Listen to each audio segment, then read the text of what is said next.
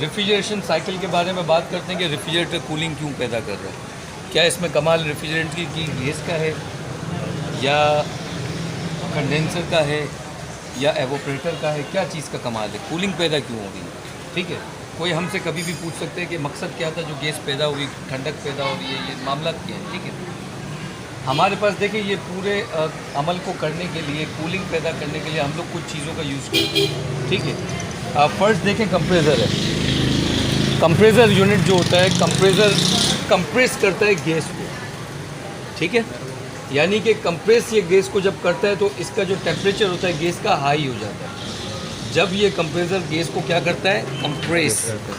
जब कंप्रेस कर रहा होता है तो कंप्रेस करने के लिए इसको ऐसा उठाता है। ठीक है, जब ये कंप्रेस करता है तो इसके अंदर वाल प्लेटें होती हैं, पिस्टन होता है और करंट राड होती है। ठीक है, करंट राड जो होती है ना, उसका काम क्या है? वो नीचे ऊपर इसको पिस्टन को घुमाती है।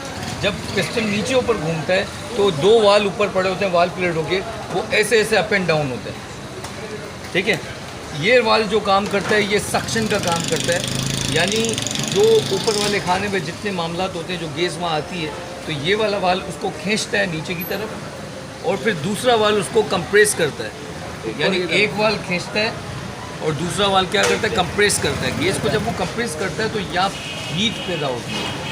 हीट बनने के लिए हम यूज़ करते हैं कंडेंसर यूनिट। ठीक है, कंडेंसर यूनिट जब इसमें हीट इसके अंदर घूमती है, ठीक है, तो कंप्रेसर गैस के हाई टेम्परेचर को इसके अंदर से गुजारता है। ठीक है, बाहर के टेम्परेचर से, जो हम इस वक्त खड़े हैं, बाहर के टेम्परेचर से ज़्यादा टेम्परेचर इसका होता है, जो हीट अंदर से जा रही है गैस की। तो जब ये कंडेंसर के अंदर से गैस गुजरती है तो ये अंदर का टेम्परेचर बाहर थ्रो करता है, यानी हमको महसूस होने लगता है कि गर्म हो रहा है, हीटअप हो रहा है। बेसिकली इसका काम है लिक्विड बनाना, यानी ये कंप्रेसर के गैस के जो हाई टेम्परेचर कंप्रेसर ने बना के दिया, ये पूरा साइकिल होता हुआ जाएगा सीधा कहाँ? फिल्टर पर, ड्रायर पर। तो इस दौरान जाते जाते ये किस में तब्दील हो जाएगा? लिक्विड फॉर्म में, लिक्विड में तब्दील हो जाएगा। अब यहाँ पर हाई टेम्परेचर जो हुआ, जाते जाते लिक्विड में तब्दील हुआ, ये पहुँचा ड्रायर के अंदर। ठीक है, ड्रायर के दो काम हैं। ड्रायर दो काम करता है।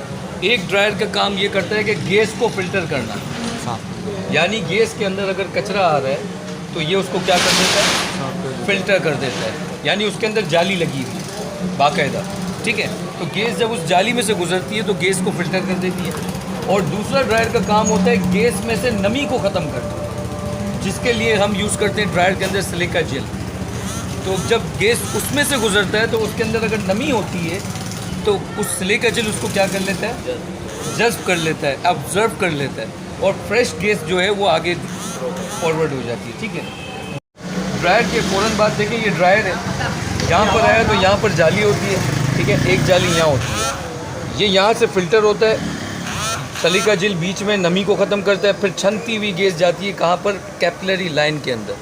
ठीक है, बेसिकली ये एक एक्सपेंशन डिवाइस है हमारे लिए, जो गैस को इतने ज़ीरो टेम्परेचर के ऊपर गुजार रही होती है, यानी बिल्कुल बारीक सुराख होता है उसमें से गुजारती है। जब ये एक्सपेंशन डिवाइस के अंदर से होती हुई गैस निकलती है आपके एवोपरेटर के अंदर, ठीक है, तो गैस का टेम्परेचर बॉइलिंग पॉइंट पे आ जाता है। जब गैस का टेम्परेचर बॉइलिंग पॉइंट पे आता है और वो एकदम से जब स्प्रे होता है एवोपरेटर के अंदर, तो वो बॉइलिंग पॉइंट बनता है, तो यहाँ पर आके एवोपरेटर आइस पैदा करता है,